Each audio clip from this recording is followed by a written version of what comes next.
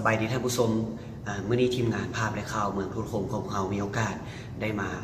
เก็บกับข่าวก็คือท่าน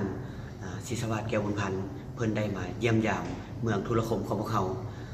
ซึ่งพวกเขามีข่าวที่ให้บรรดาทานได้รับชม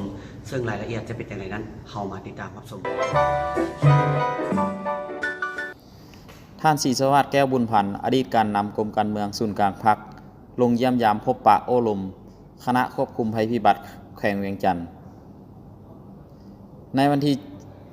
ที่10 ตุลา 2018 ผ่านมาท่านศิษวัตรแก้วบุญพันธ์อดีตกรมการเมืองศูนย์กลางพรรคอดีตประธานศูนย์กลางแนวราวสร้างชาติได้ลงมาเยี่ยมยามพบปะโอ้ลม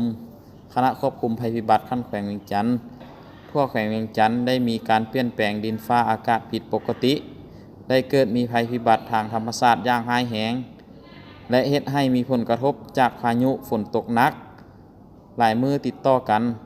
จนเกิดมีดินเจือน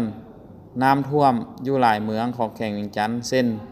เมืองกาสีเมืองแมดเมืองเวียงคำเมืองพลโฮงและเมืองทุรคมใน5เมืองเนื้อที่นาน้ำท่วมมี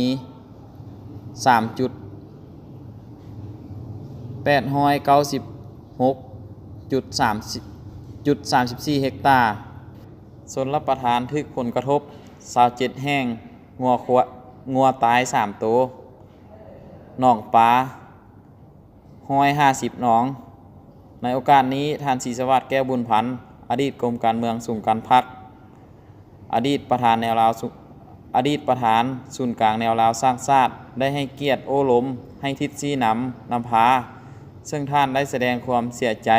ความเป็นห่วงเป็นใยต่อกับสภาพการดังกล่าวพร้อมนี้ท่านยังได้เรียกร้องมายังพนักงานการนำทุกขั้นเป็นต้นสมาชิกพรรคต้องได้เป็นแบบอย่างให้มีความสามัคคีเป็นจิตหนึ่งใจเดียวกันในการลงใกล้ชิดติดแทศให้ความช่วยเหลือแก้ไขชีวิตการเป็นอยู่ของประชาชนบรรดาเผ่าให้คืนสู่สภาพปกติโดยไวพร้อมกันนี้ท่านยังได้ลงมาเยี่ยมยามเมืองทุรคมแขวงเวียงจันทร์เพื่อรับฟังรายงานสภาพน้ำท่วมอยู่เมืองดังกล่าวโดยมีอำนาจการปกครองพ่อแม่ประชาชนรายงานสภาพน้ำท่วมพร้อมรับฟังการให้ทิศชี้นำพาจากท่านอีกด้วยข่าวจากวิไลพรกงมณีเคนปีสมควรจังจากพื้นผู้ในวัดพ้นชาญจากพระนามท่วม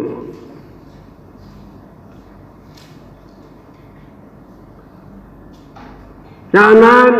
ลุงจังคอเฮี้ยฮอกให้คณะผักเมืองนำพาประชาชนทุกครอบครัวที่ถูกพ้นเสียหายจากภัยน้ำท่วมจงตัดสินใจบุกปืนก้าวขึ้นบ่ท้อถอยต้องหอมอยู่อย่างใดพากันสอกทุกวิถีทางแก้ไขภัยน้ำท่วมให้ได้ในบ้านกาเบื้องต้นแต่พร้อมกันนั้นต้องมีแผนการรอบคอบด้านแก้ไขภัยน้ำท่วมในหลายปีจังจีพื้นผู้เป็นปกติอย่างสมบูรณ์ใดลงจังขอเหี่ยวคณะผักเบื้อง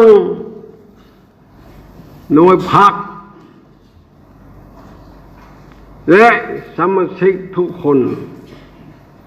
จงพร้อมกันสามัคคีกันเป็นน้ำหนึ่งใจเดียวคนคอยปลุกลุกประชาชนทุกครอบครัวที่ถูกภัยน้ำท่วมองอาจกล้าหาญบ่ยานแต่ความยุ่งยากใดๆพร้อมกันบุกปืนก้าวขึ้นอย่าง